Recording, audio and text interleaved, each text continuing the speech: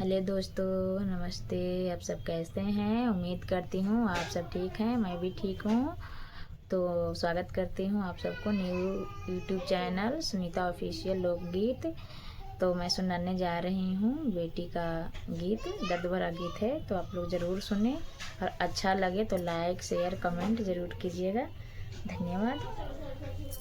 अंगूरी दर्दिया गे बेटी अंगूरिया जाने मोर अंगूरी दर्दिया गे बेटी अंगूरिया जाने मोर दिया के दर दिया गे बेटी कलेजवा साले मोर दिया के दर दिया गे बेटी कलेजवा साले मोर किया हम कैली गे आमा नामा खराब किया हम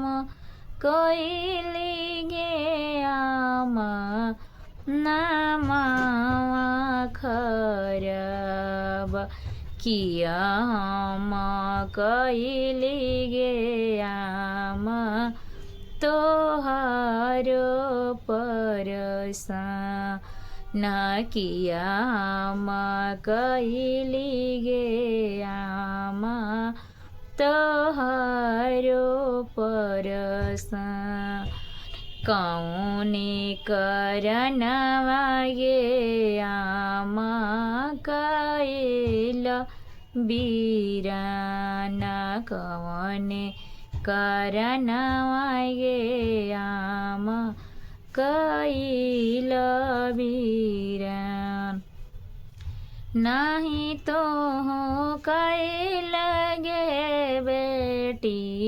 नामावा खराब नहीं तो कैल गे बेटी नामावा खराब नहीं तू कैल गे बेटी हमारो परसान नहीं तू कैल गे बेटी हमारो परसान विधि के विधानवा गे बेटी कैली विदाई विधि के विधानवा गे बेटी कैली बीरान विधि के विधानवा